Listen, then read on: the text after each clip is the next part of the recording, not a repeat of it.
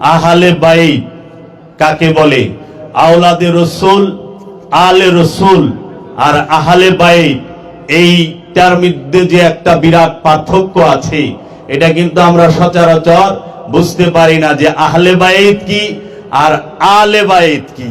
আলে বাইত, আলে রসুল আর আহলুল বাইত, এর মধ্যে তফাৎ কি?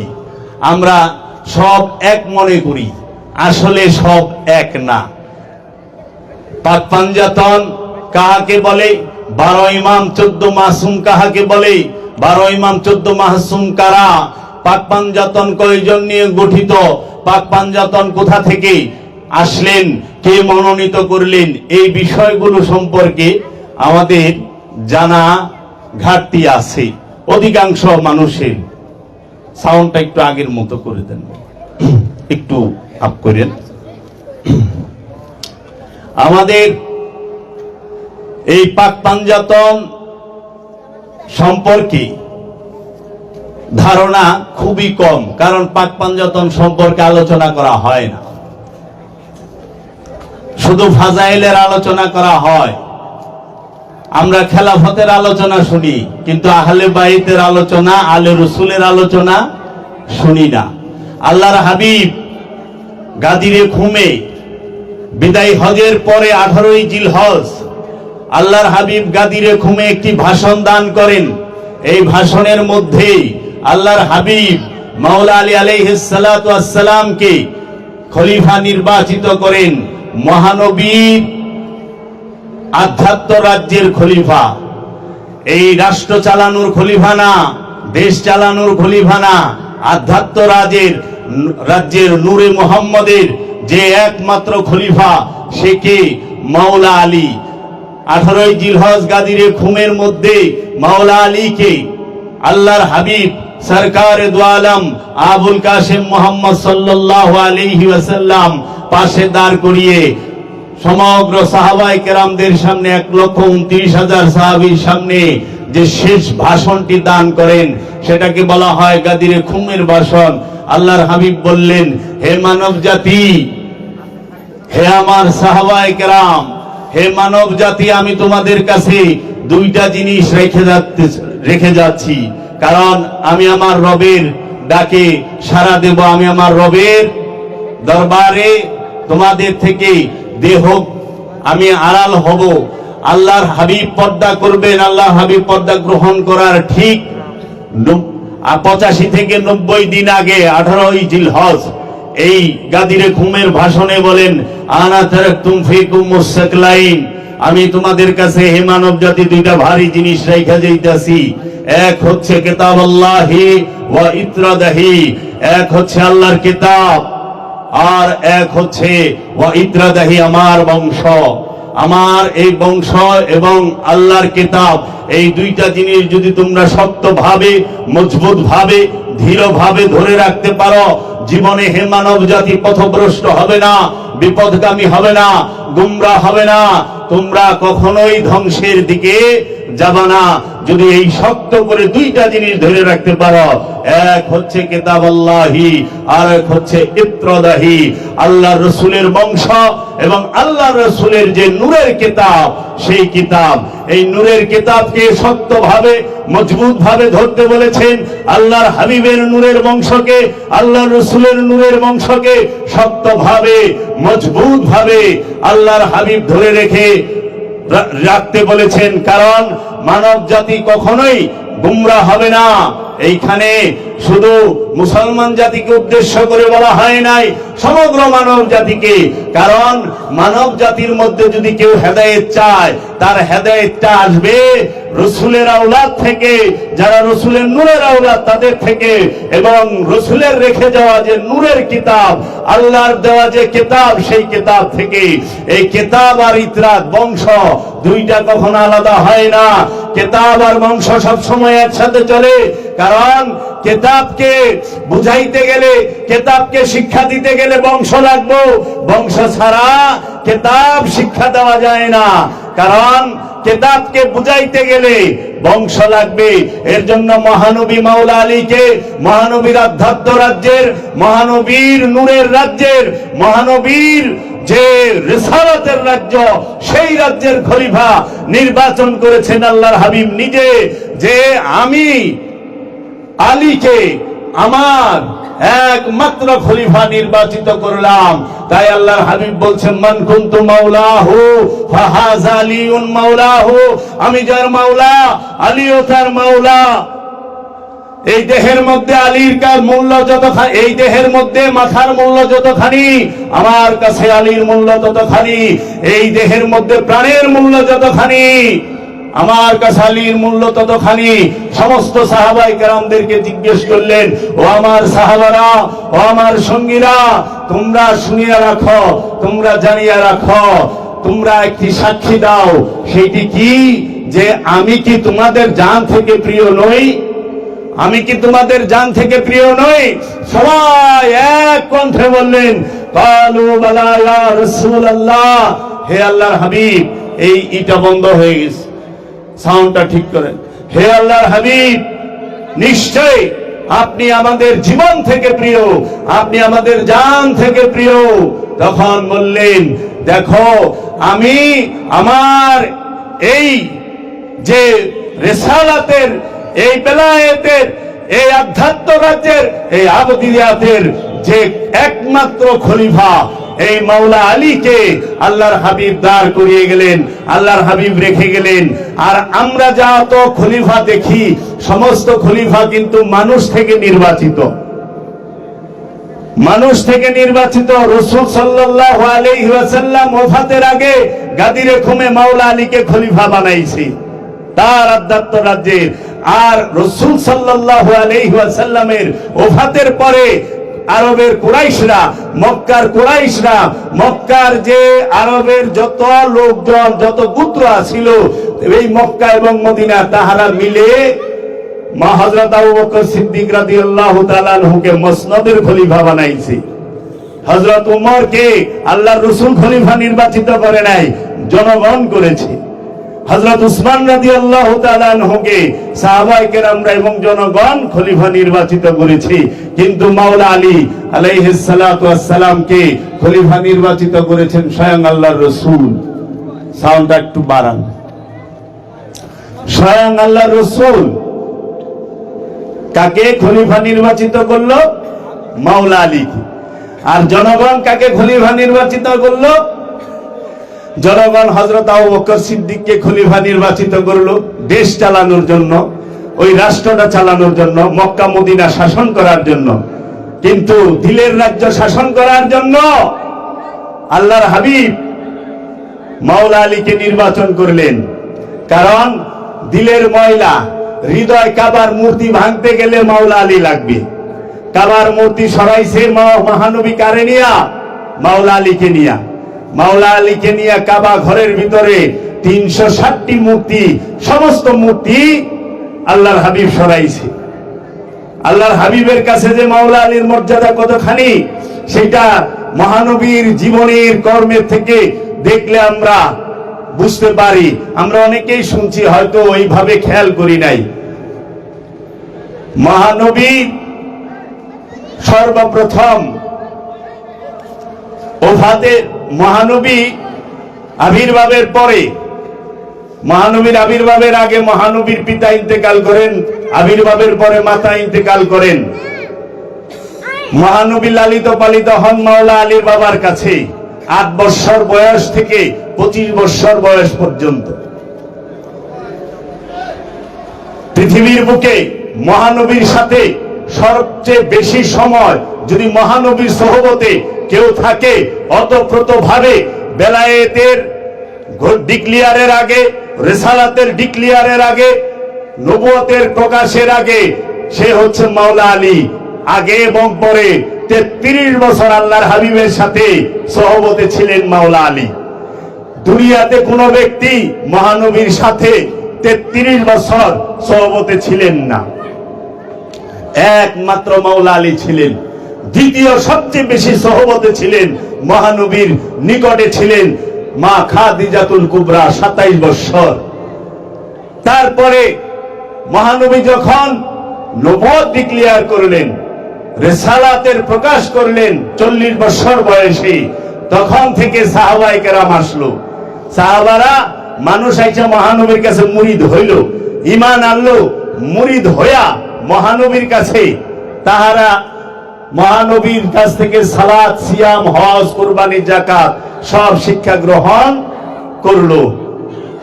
তাহলে 40 থেকে 63 মহানবী ওফাত লাভ করেন 63 বছরে। 40 বছরে নবুয়ত ডিক্লেয়ার, মাত্র 23 বছর। 23 বেশি না 33 বেশি? আচ্ছা, 33 যে সে মাওলা আলীর বিছানায় শুইছে, মাওলা আলী মহানবীর বিছানায় শুইছে।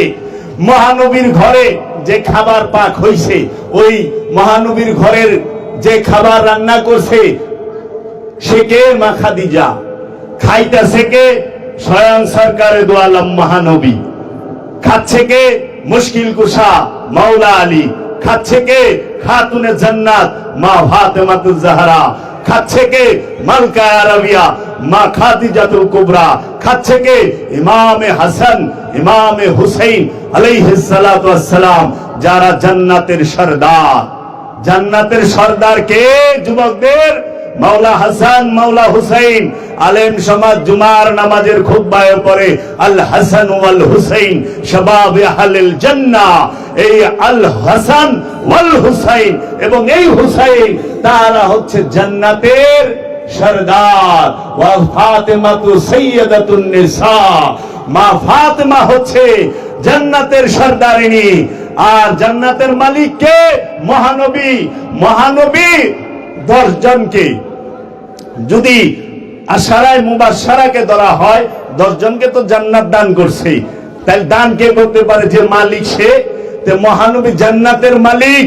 মাওলা আলী সাকিয়ে কাউসার, মহানবী মালিকে কাউসার। কাউসারের মালিক মহানবী, বাটনেওয়ালা সাকিয়ে কাউসার মাওলা আলী। জান্নাতের সর্দারিনী মা ফাতেমা, জান্নাতের সর্দার মাওলা হাসান, মাওলা হুসাইন। মাওলা আলী, মা ফাতেমা, মাওলা হাসান, হুসাইনের বিরোধিতা করে কার জান্নাতে যাইবেন আপনারা? যাহারা মাওলা আলীর নাম নিলে একটু শীতকান কষ্ট লাগে, অপবাদ দেন, তারা কাদের জান্নাতে যাইবে? জান্নাতের সর্দার, জান্নাতের মালিক, জান্নাতের বাটনেওয়ালা তো সরকারে দো আলম এবং সরকারে দো আলমের এই আলে রসুলের আলে পায়াত রসুলের আওলাদগণ, যাহারা রসুলের নূরের আওলাদ।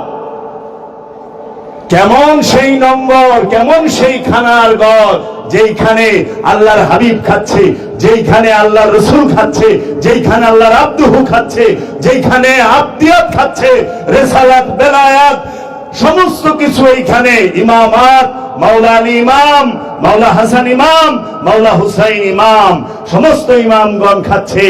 পৃথিবীর বুকে এর থেকে মর্যাদাবান, এর থেকে উন্নত জগতে কোন নম্বর ছিল? জগতে কোন খানার দস্তখানা ছিল? কোন খানার প্লেট ছিল? ছিল না। জগতে কোন আম্বিয়া আলাইহিস সালাতু ওয়াস সালামের বংশের মধ্যে এত মহান মর্যাদার কেহ নাই। তাইলে বুঝতে হবে আলে রসুল, আওলাদে রসুলের মর্যাদা। মাওলা আলী আলাইহিস সালাতু ওয়াস সালামকে মহানবী তার বিছানায় শোয়াইছে। হিজরতের সময় মহানবী যখন মক্কায় যায়, হিজরত করতে মদিনা থেকে, মক্কা থেকে মদিনায় যায়, তখন বলল আলী তুমি আমার বিছানায় শুয়ে পড়ো, কাফেরেরা চতুর্দিক ঘিরে ফেলেছে ঘরে, আমি এই মুহূর্তে মক্কা থেকে মদিনায় হিজরত করব। আল্লাহর হাবিব মদিনায় হিজরত করলেন, বিছানায় কারে রাখলেন? মাওলা আলীরে। আল্লাহর হাবিব কাবা ঘরের মূর্তি ভাঙবেন, মহানবীর কাঁধে কারে উঠাইলেন? মাওলা আলীরে। সাহাবী কোনদিন নবীর বিছানায় বসতে পারে না, এটা দর্শনেই নাই। কারণ গোলাম আকার বিছানায় বসতে পারে না, মুরিদ পীরের বিছানায় বসতে পারে না, গোলাম মুর্শেদের চেয়ারে বসতে পারে না। গোলাম সবসময় মুর্শেদের জুতা মুবারক মাথায় রাখবো। গোলামের দর্শন হচ্ছে এইটা, আপন মুর্শেদের, আপন রসুলের জুতা মুবারক উম্মত মাথায় রাখবে।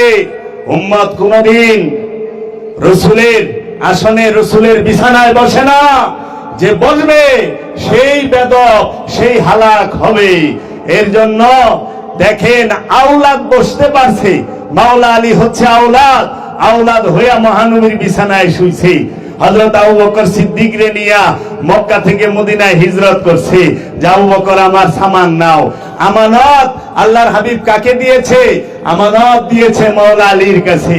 হে আলী, অনেক মানুষের আমানত আমার কাছে জমা রেখেছে, আমি তো হিজরত করব মক্কা থেকে মদিনায়, এই সমস্ত আমানত গুলো তুমি সবাইকে দিয়ে আসবা পৌঁছায়া। তাইলে আল্লাহ আমানত দেয় মহানবীরে, আর মহানবীর আমানত মাওলা আলীর কাছে। মাওলা আলী হচ্ছে মহানবীর আমানতদার। মাওলা আলী কার আমানতদার? মহানবী। মহানবীর আমানত রাখে মাওলা আলীর কাছে। মাওলা আলী আলাইহিস সালাতু ওয়াস সালাম সম্পর্কে আল্লাহর হাবিব বলেছেন, আনা মদিনাতুল ইলমি আলী বাবাহা, আমি ইলমের শহর, এই আলী হচ্ছে তার দরজা। মাওলা আলী বলছে, যদি কেউ এই ইলমের শহরে প্রবেশ করতে যায়, আল্লাহর হাবিবের সাথে দেখা হবে একবার, আর আমার সাথে দেখা করতে হবে দুইবার। কারণ ইলমের শহর কি?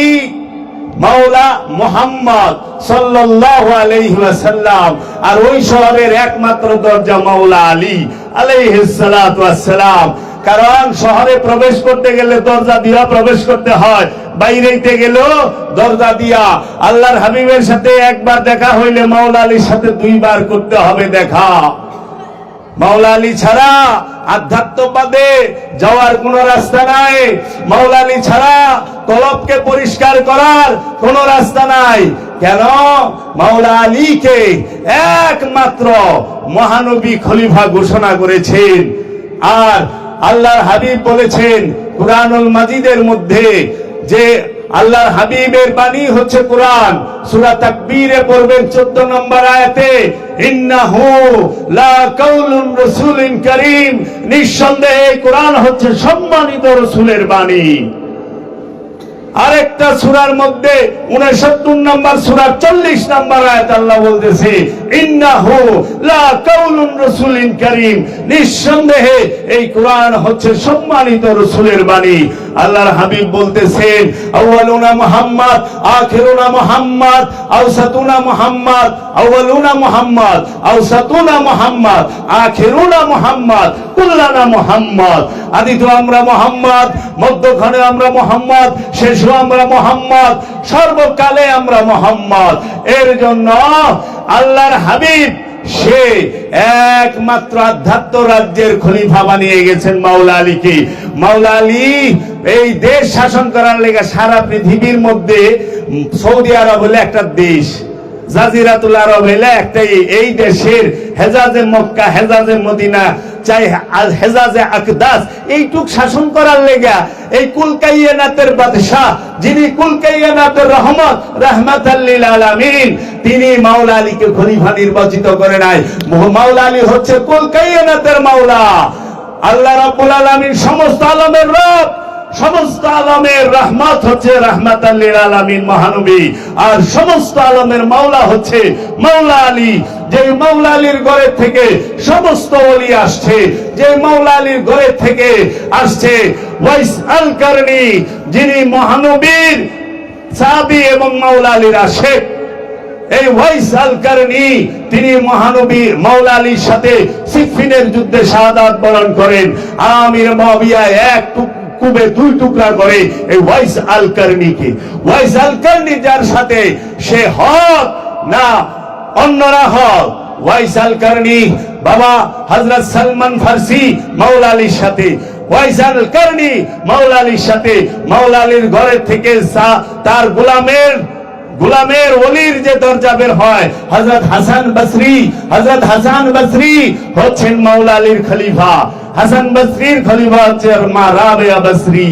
এই যে আসলো ওয়াইস আল কারনি থেকে, হুব্বে রাসূল, ইশকে রাসূল, আশিকে রাসূল, প্রেম যদি করতে হয় রাসূলকে, করতে হবে হাবশি বেলাল, হযরত আশিকে রাসূল হযরত বেলাল রাদিয়াল্লাহু তাআলা আনহুর মতো। এবং মহব্বত যদি রাসূলকে করতে হয়, মুর্শিদকে যদি মহব্বত করতে হয়, করতে হবে ওয়াইস আল কারনির মতো।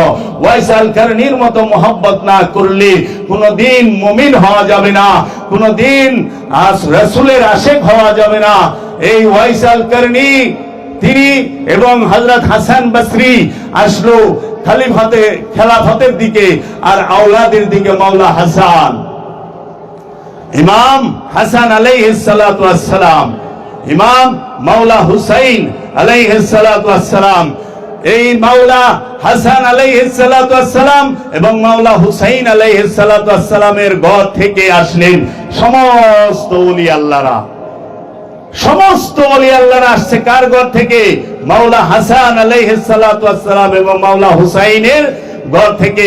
কারবালার ময়দানে মাওলা হুসাইনকে শাহাদাত করে আর মাওলা হাসানকে শাহাদাত করে মদিনায়। খাবারের সাথে বিষ মিশিয়ে মাওলা হাসানকে, মবিয়ার চক্রান্তে মাওলা হাসানকে শাহাদাত করা হয় যেন মবিয়ার ছেলে এজিদের রাস্তা ক্লিয়ার হয়, মবিয়া যেন রাজা হইতে পারে তার জন্য, এবং এজিদ তার ক্ষমতাকে চিরস্থায়ী করার জন্য জগতের সর্বশ্রেষ্ঠ মহামানব যার সম্পর্কে সুলতানুল হিন্দ খাজা গরিব নওয়াজ বলেছে, হে নবীর নন্দদুলাল ইমামে হুসাইন আলাইহিস সালাতু ওয়াস সালাম, আমি তো দেখি আপনার মেরাজও মুহাম্মদ সাল্লাল্লাহু আলাইহি ওয়াসাল্লাম থেকে এক ধাপ উপরে। তাই সুলতানুল হিন্দ খাজা গরিব নওয়াজ বলেছেন, শাহ হস্তে হুসাইন বাদশাহ হস্তে হুসাইন, শাহ হস্তে হুসাইন বাদশাহ হস্তে হুসাইন, দীন হস্তে হুসাইন, दीन बना हस्त हुसैन, सरदाद नदाद दस दर दस्त यजीद, हक्का के बिनाए ला इलाहा हस्त हुसैन। একমাত্র দ্বীনই হুসাইন, একমাত্র দ্বীনের মদদগারী হুসাইন এবং লা ইলাহা ইল্লাল্লাহর রহস্য মাওলা হুসাইনের মধ্যে বিদ্যমান। এই মাওলা হুসাইনের সাথে কারবালায় গিয়ে মাওলা হুসাইন আলাইহিস সালাতু ওয়াস সালামের দুই ছেলে ইমামে আলী আকবর, ইমামে আলী আসগর শাহাদাত বরণ করেছেন, এবং মাওলা হাসানের এক ছেলে ইমাম কাসেম আলাইহিস সালাতু ওয়াস সালাম তিনি শহীদ হয়েছেন। ইমাম কাসেম আলাইহিস সালাতু ওয়াস সালাম ছিলেন মাওলা হাসানের একমাত্র ছেলে। এই ছেলেকে শাহাদাত করে এজিদের বাহিনী এই সীমারের নেতৃত্বে মাওলা হুসাইনের একমাত্র ছেলে বেঁচে যায়, তার নাম হচ্ছে ইমাম জাইনুল আবেদিন আলাইহিস সালাতু ওয়াস সালাম। ইমাম জাইনুল আবেদিন আলাইহিস সালাতু ওয়াস সালাম থেকে এই নূরে মুহাম্মদি, এই নূরে হুসাইনি সারা জগতে ছড়ায় গেছে। মাওলা ইমাম জাইনুল আবেদিন আলাইহিস সালাতু ওয়াস সালামের ছেলের নাম ইমাম বাকি, ইমাম বাকিরের ছেলের নাম ইমাম জাফর সাদেক আলাইহিস সালাতু ওয়াস সালাম, তার ছেলের নাম ইমাম মুসা কাজিম, তার ছেলের নাম ইমাম আলী রেজা আলাইহিস সালাতু ওয়াস সালাম। এই 12 জন ইমাম পৃথিবীর সর্বশ্রেষ্ঠ পুত পবিত্র। তারা যে ইমাম এই ঘোষণাটা আল্লাহর হাবিব নিজে দিয়েছেন। তারা দাঁড়ানো অবস্থায় ইমাম, তারা বসা অবস্থায় ইমাম, তারা শোয়া অবস্থায় ইমাম। তাই আল্লাহর হাবিব মাওলা হুসাইনকে সম্বোধন করে বলেছেন, হে আমার সাহাবীরা, তোমরা যদি সৈয়দকে দেখতে চাও দেখো ইমাম হুসাইনকে, তোমরা যদি সৈয়দের পিতাকে দেখতে চাও দেখো ইমাম হুসাইনকে, তোমরা যদি সৈয়দের দাদাকে দেখতে চাও দেখো ইমাম হুসাইনকে।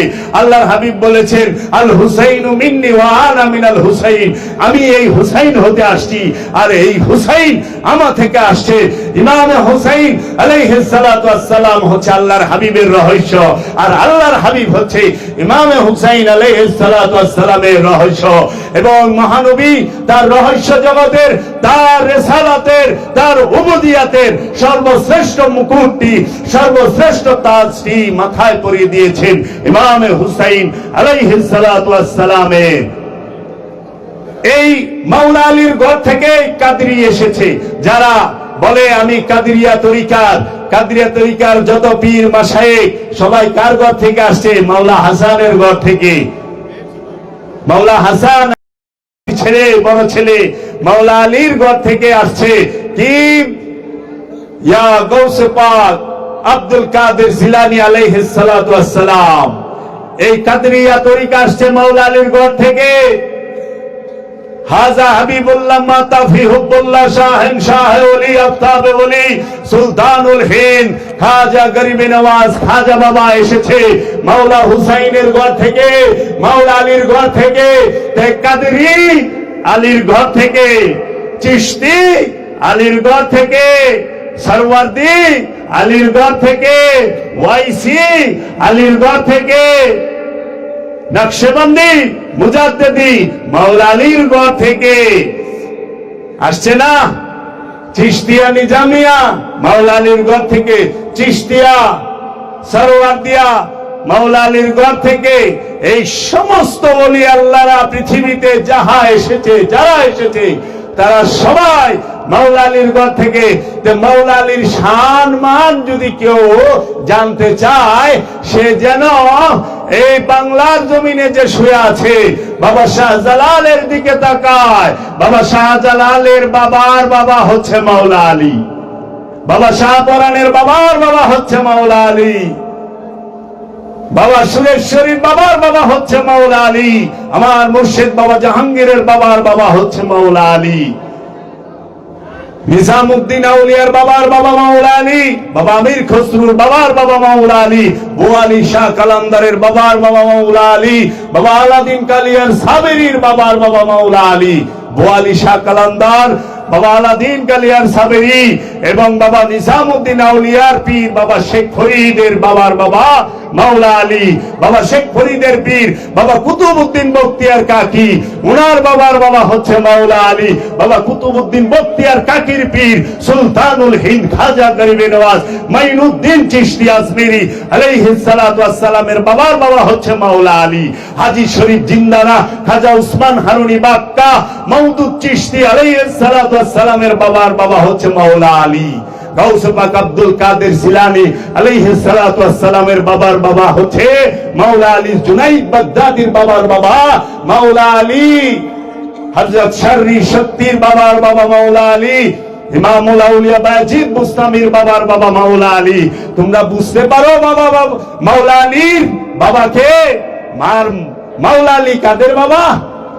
বুঝতে হবে মাওলা আলীর ঘর থেকে যদি সুলতানুল হিন্দ আসে, তাহলে সুলতানুল হিন্দ অখণ্ড ভারতে 92 লক্ষ মুসলমান একা বানাইছে। কোরআনে বর্ণিত 25 জন নবী মিলা খাজা বাবার 12 ভাগের 1 ভাগ মুসলমান বানাইতে পারে নাই। আর সুলতানুল হিন্দ খাজা গরিবে নওয়াজ এই অখণ্ড ভারতে 4 কোটি মানুষের মধ্যে একাই 92 লক্ষ মুসলমান বানাইছে। সেই সুলতানুল হিন্দ খাজার দাদার নাম মাওলা আলী আলাইহিস সালাতু ওয়াস সালাম। আলী আলী করলে ওলি হয়, আলী আলী না করলে কেউ ওলি হয় না। ওলি হইতে গেলে আলী আলী করতে হবে। যারা বলে আলী আলী করলে শিয়া হয়, তারাই ফক্কর, ঢাকাইয়া ভাষায় কয় 420 বাতপার, তারাই বাতপার। কারণ আলী ছাড়া ওলি হওয়ার চান্স নাই। জগতে যত ওলি আসছে, এলেমে দ্বীন এসেছে, যত আলেম এসেছে, সব মাওলা আলীর ঘর থেকে। আলেম কাকে বলে জানেন? যে নিজেকে জানে। আলেম অর্থাৎ যে নিজেকে জানে। মালুম আমি জানি, উলুম শিক্ষা। আলেম যে নিজেকে জানে, তাকে বলা হয় আলেম। আরবি জানলে আলেম না। আরবি ভাষা জানেন, নিজেকে জানেন না।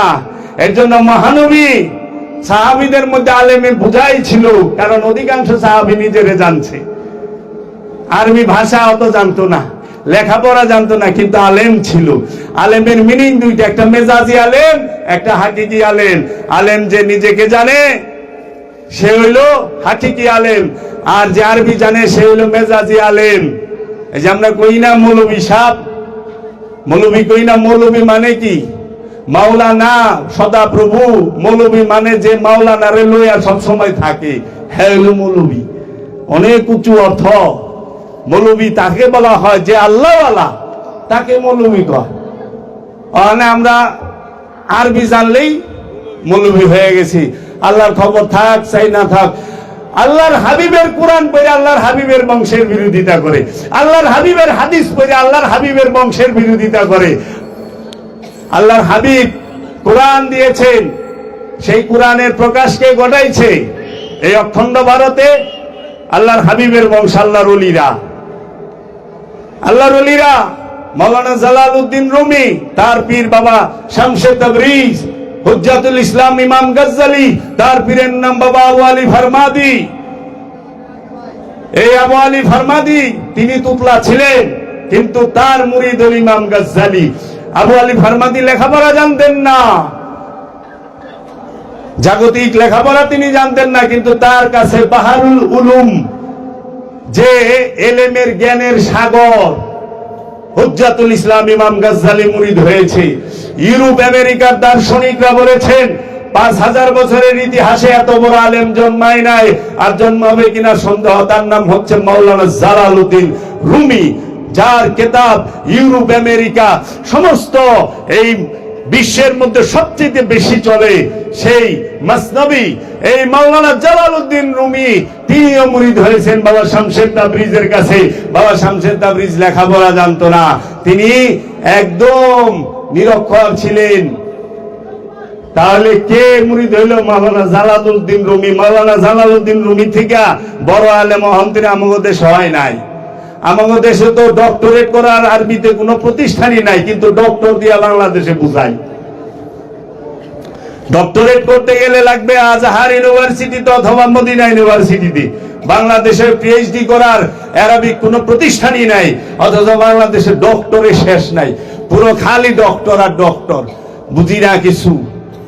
মাওলা আলীর বিরোধিতা যারা করে তারা ওলিনা। যে পীর সাহেব দেখবেন যে মাওলা আলীর বিরোধিতা করতেছে, আহলে বাইতের বিরোধিতা করতেছে, পাক পাঞ্জাতনকে খাটো করে বলতেছে কথা, তখনই বুঝবেন এ ওলি না, এ ওলি সাজছে। মুসলমান সাইজো না, মুসলমান হয়েও সত্য খালি বইল না, সত্য ধারণ কইল। সত্য বলা সহজ, সত্য ধারণ করা কঠিন। আলী আলী করা সহজ, মাওলা আলীকে সিনায় ধারণ করলে কারবালায় ঘাড়ায় যাওয়ার লাগে। মাওলা মোহাম্মদকে সিনায় ধারণ করলে যাই না শুই না বিষ পালন করার লাগবো। মাওলা মোহাম্মদকে সিনায় ধারণ করলে যাই না শুই না সমস্ত তাজা দাঁত গুলা পাথর দিয়া গুতায় গুতায় ওয়াইস আল কারনির মতো ফালাই দিতে হবে। মাওলা মোহাম্মদকে হৃদয়ে ধারণ করলে, ভালোবাসলে হাফসি বেলালের মতো পিঠের চামড়া থাকবে না, পিঠের চামড়া থেকে রক্ত দরদরায় বাইরে মানুষের বাড়িতে, মানুষের আঘাতে এই উত্তপ্ত বালির মধ্যে শোয়ায় রাখছে, বুকে পাথর চাপা দিয়া এই শরীরে চর্বি বইলা পড়ছে, তাও আল্লাহর হাবিবের নাম ছাড়ে নাই। বলছে ইয়া মুহাম্মদ, ইয়া মুহাম্মদ, হে আল্লাহর হাবিব মুহাম্মদ, আমি আপনাকে ভালোবাসিয়া, আমি আপনাকে ভালোবাসি, মহব্বত করি। আমি মুহাম্মদকে ভালোবাসিয়া আমি জান্নাত জাহান্নামে যাইতেও রাজি আছি, কিন্তু আল্লাহর হাবিবের মহব্বত ছাড়তে রাজি নাই। তাই আল হযরত বেলাল বলছে আমি মুহাম্মদের গলিতে বসিয়া মুহাম্মদের পূজা করি। আল্লাহর হাবিবরে ভালোবাসেন, আপনাকে কাপড় চোপড় একদম চকচকা থাকে, আমার তো বুঝে আহে না। কোন সাহাবীর কাপড় চোপড় চকচকা থাকে নাই? থাকছে? আঘাত খাইলেন না, খালি ভালো করছে। আল্লাহর হাবিবরে যারা ভালোবাসছে তাদেরকে কে ভালো বলছে? ওই সমাজ কেউ ভালো বলছে? তাদেরকে তো জুলুম করছে। আজকে কি সেই সমাজে নাই আল্লাহর ওলির প্রেমিক যারা, যারা আল্লাহর ওলি, যারা আপন মুর্শিদকে ভালোবেসে নিঃস্ব রিক্ত হয়ে গেছে, যারা দুনিয়া থেকে মুখ ফিরায় নিছে, তাদের উপরেও আজকে শুলে চড়ানোর জন্য বৈশা রয়েছে। সেই শুল কি শুল দুই প্রকার হয়, একটা হলে হাত পাও কাইটা ফালায় দেয় পানিতে, আগুনে ফালায় দেয়, আরেকটা হইল কথার শুলে, কথার আঘাত। কারবালায় ইয়াজিদের বাহিনী তাহারা মাওলা হুসাইনকে অস্ত্র দিয়ে আঘাত কইরা, মাওলা হুসাইনের আওলাদদেরকে অস্ত্র দিয়ে আঘাত কইরা দুই টুকরা করছে, আর তাও তাগো জ্বালা মিটে নাই। এখনো তারা কথা দিয়া আল্লাহর হাবিবের বংশকে কষ্ট দেয়। আল্লাহর হাবিব সম্পর্কে তুচ্ছ-তাচ্ছিল্য বলে, আল্লাহর হাবিবকে দাঁড়ায় সালাম জানাইলে কয় এটা কই পাইছেন? দলিল নাই, শিরিক বেদাত না জায়েজ। দলিল দিয়া সবকিছু করেন।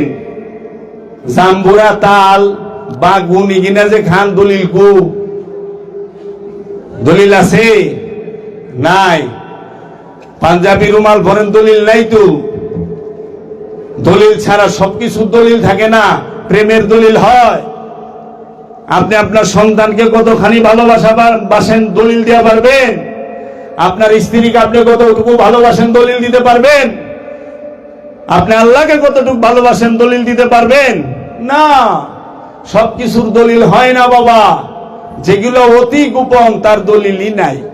প্রেমের দলিল হয় না, প্রেম প্রকাশ করা যায় না, শুধু একটু দেখানো যায়। হযরত ওয়াইস আল কারনি তার দান মোবারক শহীদ করে কি পুরা প্রেম দেখাইতে পারছে? না। মানুষকে শিক্ষা দিয়েছে আল্লাহর হাবিবকে ভালোবাসার জন্য তাজা দাঁতও ফালায় দেওয়া যায়। এর জন্য আমরা আহলে বাইতকে ভালোবাসবো, ওলি আল্লাহকে ভালোবাসবো। ওলি ছাড়া মুক্তির রাস্তা নাই। আল্লাহর নবী, আল্লাহর রাসূল, আল্লাহর ওলিরাই হচ্ছে সিরাত আল মুস্তাকিম। সিরাত আল মুস্তাকিম কে? আল্লাহর নবী মুহাম্মদ সাল্লাল্লাহু আলাইহি ওয়াসাল্লাম এবং নূরে মুহাম্মদের বংশধর সমস্ত ওলিয়া উলিয়া কেরাম হচ্ছে সিরাত আল মুস্তাকিম। এর জন্য সালাতে দাঁড়ায় বলেন ইয়াকা না'বুদু ওয়া ইয়াকা নাস্তাইন। আল্লাহ আপনার ইবাদত করি, হে আমার রব আমি আপনার ইবাদত করি, আপনার সাহায্য চাই। সেই সাহায্যটা কি? ইহদিনা, আমাকে দান করেন সিরাত, পথ, আল একমাত্র মুস্তাকিম, সঠিক। আমাকে একমাত্র সঠিক পথ দান করেন। সেই সঠিক পথটা কি? সিরাতাল্লাযিনা আন'আমতা আলাইহিম। সিরাত ওই পথ, আল্লাযিনা তাহাদের, যাহারা আন'আমতা আলাইহিম আপনার কাছ থেকে পুরস্কার প্রাপ্ত। আল্লাহর কাছ থেকে পুরস্কার কে পাইছে? সূরা নিসা আল্লাহ কইতেছে আনামাল্লাহু আলান নবিয়িনা ওয়াস সিদ্দিকিনা ওয়াস শুহাদায়ে ওয়াস সালিহিন। আমি রবের থেকে পুরস্কার প্রাপ্ত কারা? আনামাল্লাহুন নবিয়িনা, নবীগণ, ওয়াস সিদ্দিকিনা, সত্যবাদীগণ, ওয়াস সালিহিন, শুহাদা আর সালিহিন, যারা শহীদ হয়েছে। তো শহীদ কারা হয়? যারা আল্লাহ হাকিকি শহীদ কারা হয়? প্রত্যেকটা জিনিসের দুইটা দিক, জাহের আর বাতিন। মেজাজি শহীদ হচ্ছে আঘাতে যখন মারা যায় এইটা, আর হাকিকি শহীদ হচ্ছে মোহব্বতে যখন দুনিয়াকে নিজের নফস থেকে খান্নাসকে সরায় দেয়, সে শাহাদাত হয়ে যায়। এর জন্য বলছে আল্লাহর হাবিব আপনার মোহব্বতে মরে যাওয়া আর মিটে যাওয়ার নামই হচ্ছে শাহাদাত। শাহাদাত কি? আল্লাহর হাবিবের মোহব্বতে মিটা যাওয়া, আল্লাহর হাবিবের মোহব্বতে মইরা যাওয়ার নাম শাহাদাত। মাওলা হুসাইন কি ওই শাহাদাত দেখাই নাই? মাওলা হুসাইন কি কারবালায় দেখাই নাই? আল্লাহর হাবিবের মোহব্বতে মিটাও গেছে, দেহ ছেড়া দিছে। এর নাম হচ্ছে কি? শাহাদাত। মোহব্বতে মইরা যাওয়ার মিটা যাওয়ার নাম শাহাদাত। প্রেম নাই, তসবিহ আলি দিয়া আল্লাহ পাওয়া যায় না, অন্তরকে শুদ্ধ করা যায় না, ওলির সোহবত লাগে। অবশ্যই আপনারা ওলি আল্লাহর সোহবতে থাকবেন। যদি আমাকে সময় কম দেওয়া হয়েছিল, আমি অনেক সময় লয়ে ফেলাইছি, আমি আন্তরিকভাবে দুঃখিত বাবা। কারণ আল্লাহ রসুল এমন এক বিষয় যেটা শর্ট সময় হয় না। ওয়াইসাল কারণী সম্পর্কে আলোচনা করতে বলছে, হয় না বাবা। আমি আজকে এখানেই রাখতে চাই, অনেক সময় নিয়ে ফেলাইছি, আমি খেয়ালই করি নাই বাবা, আপনারা আমারে ক্ষমা করবেন। আমি তাহলে মিলাদ শরীফটা পাঠ করি। কমল দা কই? কারণ আলে রসুল এমন একই, যে আলে রসুলের সম্মান বর্ণনা করতে গেলে এর শেষ নাই। তো কোরআনের প্রতি পাতায় পাতায় রসুলের কথা, কোরআনের প্রতি পাতায় পাতায় রসুলের কথা, কোরআনের প্রতি পাতায় পাতায় ওলির কথা, কোরআনের প্রতি পাতায় পাতায় আহলে বাইতের কথা। আহলে বাইত থেকে যাইবেন কই? নামাজের মধ্যে আহলে বাইতের উপরে সালাম না দিলে নামাজ হইব না। কি দরুদ পড়েন না? আল্লাহুম্মা, ওগো আমার আল্লাহ, সাল্লি আলা সাইয়্যিদিনা মুহাম্মদ।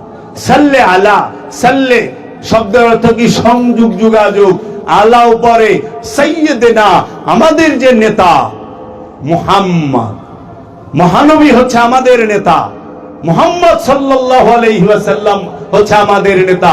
এই আল্লাহর হাবিবের সাথে সংযোগ যোগাযোগ এর জন্য বলতাছেন আল্লাহুম্মা সাল্লি আলা সাইয়্যিদিনা মুহাম্মদ ওয়া, এবং আলে মুহাম্মদ, আলে মুহাম্মদ। আহলুল বাইত মুহাম্মদ কয় নাই কিন্তু, আলে মুহাম্মদ কইছে। আল, আল মানে বংশ, আহলে বাইত মানে হচ্ছে সমস্ত মুরিদান, যারা রসুলের অনুসারী সাহাবা, তাদের বলা হয় আহলে বাইত। আর আলে রসুল মানে রসুলের বংশ, তারা হচ্ছে রসুলের রক্ত এবং নূর। রক্তের বংশকে রসুল বংশ বলে স্বীকার করে নাই। রসুল সাল্লাল্লাহু আলাইহি ওয়াসাল্লাম রসুলের নূরের বংশকে বংশ বলে স্বীকার করছে। রক্তের বংশকে যদি আল্লাহর হাবিব বংশ স্বীকার করত, তাহলে আল্লাহর হাবিবের আপন চাচা আবু লাহাব, আল্লাহর হাবিবের খালাতু ভাই, ফুফাতু ভাই সাহেবা আর উকবা, আবু জাহেল চাচতো চাচা, যদি রক্তের বংশকে আল্লাহর হাবিব প্রায়োরিটি দিত, প্রাধান্য দিত, তাইলে বলা লাগতো সৈয়দ আবুল আহাব, সৈয়দ আবু জাহেল। আমরা কি কমু? না, আমরা কি কমু? কাফের আবুল আহাব, কাফের আবু জাহেল। আল্লাহর হাবিব কত বড় সত্যবাদী, তার একটা নমুনা দেখেন। আপন চাচারও ছাড়ে নাই, সারা জগতের মানুষের চিনাই দিছে, তাব্বাত ইয়াদা আবুল আহাব। সত্য বলতে গেলে আপন চাচারও ছাড় নাই, সত্য উলঙ্গ, সত্য কাহারও সাথে চলে না, সত্যের সাথে সবাই চলে। তাই আমার মুর্শিদ বাবা জাহাঙ্গীর বলেছেন, সত্যের জন্য সব ছাড়া যায়, কিন্তু সবকিছুর জন্য সত্যকে ছাড়া যায় না। সত্যকে ছাড়া যাবে না। আল্লাহর হাবিব দেখাই দিয়েছে তাব্বাত ইয়াদা আবুল আহাব কয়া, আবুল আহাবের হাত দুইটা ধ্বংস হোক। কারণ আবুল আহাব যে আল্লাহর হাবিব রে অত্যাচার করত, জুলুম করত, সেই দলিল দিয়ে গেছে সত্য বলতে হবে, সত্য ধারণ করতে হবে, সত্য মানতে হবে। তাই এই রাসূল সাল্লাল্লাহু আলাইহি ওয়াসাল্লামের যে বংশের উপরে আমরা দুরূদ পাঠ করি, ওয়ালা আলে মুহাম্মদ, মুহাম্মদ সাল্লাল্লাহু আলাইহি ওয়াসাল্লামের বংশের সাথে সংযোগ যোগাযোগ। ও ভাই সাহেবেরা, কয়জনের আছে মুহাম্মদ সাল্লাল্লাহু আলাইহি ওয়াসাল্লামের বংশের সাথে যোগাযোগ? অধিকাংশই তো দেখি মুহাম্মদ সাল্লাল্লাহু আলাইহি ওয়াসাল্লামের বংশের সাথে বিরোধিতা। রক্তের বংশকে আল্লাহর হাবিব বংশ বলে নাই, নূরের বংশকে বংশ বলেছে। আল্লাহর হাবিবের নূরের বংশকে ওয়াইস আল কারনি, আল্লাহর হাবিবের নূরের বংশকে, মহানবীর ডাইরেক্ট নূরকে, মহানবীর ডাইরেক্ট নূর মাওলা আলী, মহানবীর নূরের দুই সন্তান। মহানবী কোরআনের মধ্যে এইটার দলিল আয়াতে মুবাহেলা যদি কেউ পাঠ করেন, যায় দেখবেন ওইখানে আল্লাহর হাবিব বলতেছেন যে তোমরা তোমাদের ছেলেদেরকে নিয়ে আসো, আমি আমার ছেলেদেরকে নিয়ে আসি, তোমরা তোমাদের নফসকে নিয়ে আসো। সবাই উঠে দাঁড়ান, দয়াল আসছেন।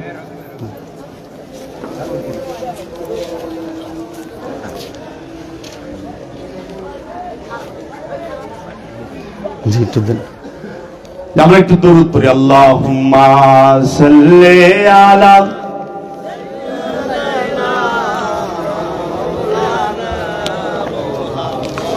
ওয়ালা আলি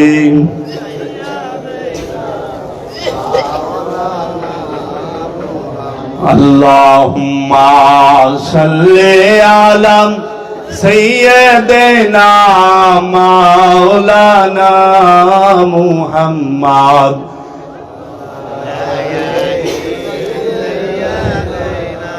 মাওলানা মুহাম্মদ। আদম আর আমানুর বিষয়টা বুঝতে হবে। আদমকে আর আমানুকে,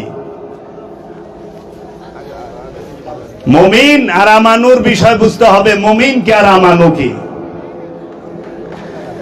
আমানু আর মুসল্লির বিষয় বুঝতে হবে। আমানু আর মুসল্লি এক না, মুসল্লি আর মুমিন এক না। আদম আর আমানু এক না। আমানু হচ্ছে আদম আর বনি আদম। কি আদম? সে সত্যদ্রষ্টা, সে আল্লাহর জাগ্রত রূহের অধিকারী। রবের তরফ থেকে আদমের মধ্যে রূহ ফুঁকে দেওয়া হয়েছে, আদম রূহ প্রাপ্ত। আর বনি আদমকে যে আদমের কাছে মুরিদ হয়, সেই আদমের ছেলে বনি আদম না, আদমের মুরিদ হচ্ছে বনি আদম, আদমের অনুসারী হচ্ছে বনি আদম। এর জন্য এই আদম আর বনি আদম কাকে বলে বুঝতে হবে। আদম সন্তান যদি হয়, সারা পৃথিবী তো আদম সন্তানটা বুঝাই। বনি আদম তো জালিম হয় না। বনি আদমকে সতর্ক করা হয়েছে যে বনি আদম শয়তানের পূজা করিও না। এই আদম সমস্ত ওলি আল্লাহরা, আদম সমস্ত নবী রসুলের বংশরা, আদম সমস্ত রসুলগণ নবীগণ সবাই। আদম কোন এক ব্যক্তি নয়, আদম কোন এক ব্যক্তির নাম নয়। যিনি সত্যদ্রষ্টা তিনিই আদম, যিনি গায়েবের ইলম জানেন, যিনি গায়েবের খবর জানেন, তিনিই আদম। যিনি আল্লাহ প্রাপ্ত, রূপ প্রাপ্ত, তিনিই আদম। এই আদমের চেহারা ধ্যান কইরা মুমিনে পরিণত হইতে হয়। আদম ছাড়া, গুরু ছাড়া মুসলমান হওয়া সম্ভব না। গুরুর হাতে মুড়ি দইলেন মানে মুসলমানের দলে ঢুকলেন, দলগত মুসলমানে ঢুকলেন। আর ওলির কাছে মুরিদ হইয়া দায়েমি সালাতের মাধ্যমে নিজের নফসকে পবিত্র করার পরে আপনি যা হইলেন মুসলমান। ওই সূরা আলে ইমরানে দেখবেন আল্লাহ বলছে ইয়া আইয়ুহাল্লাযীনা আমানু ইয়া আইয়ুহাল্লাযীনা আমানুত্তাকুল্লাহা হাক্কা তুকাতিহি ওয়া লা তামুতুন্না ইল্লা ওয়া আনতুম মুসলিমুন। হে আমানুরা, আল্লাহকে ভয় করো, ভয় করার মতো তোমরা মুসলমান না হয়ে মারা যায় না। কইতেছে কারে? আমানুরে। ইয়া আইয়ুহান নাস বলে নাই, ইয়া আইয়ুহান নাস হাক্কা তুকাতিহি ওয়া লা তামুতুন্না ইল্লা ওয়া আনতুম মুসলিমুন, এইটা বলে নাই। ইয়া আইয়ুহাল ইনসান বলে নাই, বলছে ইয়া আইয়ুহাল্লাযীনা আমানু। আমানু রবের দৃষ্টিতে মুসলমান না, মানুষের দৃষ্টিতে আমানু পাকা মুসলমান। আমানুর সাথে শয়তান থাকে, আল্লাহ থাকে না। আর মুমিনের সাথে আল্লাহ থাকে, শয়তান থাকে না। দলিল সারা কোরআনের এক জায়গায় নেই আল্লাহ আমানুর সাথে থাকে, কিন্তু আমানুর সাথে শয়তান থাকে অসংখ্য দলিল আছে কোরআনে। আর মুমিনের সাথে যে আল্লাহ থাকে, আল্লাহ নিজে কয়ে দিছে ইন্নাল্লাহা মাআল মুমিনিন, নিশ্চয় আমি আল্লাহ মুমিনের সাথে থাকি। আল্লাহ কার সাথে থাকে? ইন্নাল্লাহা মাআস সাবিরিন, সাবিরিনের সাথে। তাই আহলে বাইতকে মানবেন, আহলে রাসূলকে মানবেন। আহলে রাসূলের মুরিদ হওয়া ছাড়া, আহলে রাসূলের প্রেম ছাড়া, রাসূলের প্রেম ছাড়া ঈমানদার হওয়া, মুমিন হওয়া যাবে না। আমরা রাজনীতির কথা বলি না, আমরা ফকির রাজনীতি করে না, ফকিরের জন্য রাজনীতি হারাম, আমার দয়াল মুর্শিদ বলছে। আর এটা আমার দয়াল মুর্শিদেরও কথা না, আমরা দেখছি সিলেটে শাহজালাল বাবা, তিনি গৌর গোবিন্দরে পরাজয় কইরা সুলতান গিয়াসউদ্দিন আজম সারাইনা মসনদে বহায় দিল, তুমি শাসন করো। শাহজালাল বাবারে বলল যে দয়াল আপনি তো শাসন করা পারতেন। শাহজালাল বাবা বলে তোমার জন্য বাদশাহী, আমার লেগা ফকিরি, ফকিরির জন্য রাজনীতি হারাম। ফকির রাজনীতি, এই রাজত্ব ভিক্ষা দেয়, ডাইকা ভিক্ষা দিয়ে দিল না ফকিরে। ফকিরের ভিক্ষা হইল বাদশাহী, ফকির যদি ভিক্ষা দেয় ওইটা হয়ে যায় বাদশাহী। সুলতানুল হিন্দ খাজা বাবা, তিনি অখণ্ড ভারতে এই পৃথিবীরাজকে পরাজয় কইরা কাবুল কান্দাহার থেকে ডাইকা মোহাম্মদ গুরিরে আইনা ভারতের মসনদে শাসন করার জন্য বসায় দিল। মোহাম্মদ গুরি, ভারত শাসন করো, এই অখণ্ড ভারত। তিনি বললেন দয়াল খাজা আপনিই তো করতে পারতেন। খাজা বাবা বলল এই গুরি, তোমার জন্য বাদশাহী, আমার জন্য ফকিরি। ফকির ভিক্ষা দিলে সেইটা দেয় বাদশাহী। ফকির বাদশাহী ছাইরা দিছে ইব্রাহিম আদহাম বলকি ফকিরির জন্য, ফকিরির জন্য রাজত্ব ছাইরা দিছে না। পৃথিবীতে আজ পর্যন্ত আমি দেখি নাই যে ফকির কোন রাজার পিছে আটে, কিন্তু আমি এটা দেখছি ফকিরের পিছে রাজা আটে। ফকির কোন আলেমের পিছে আটে আমি দেখি নাই, কিন্তু লক্ষ লক্ষ আলেম ফকিরের পিছে হাঁটে।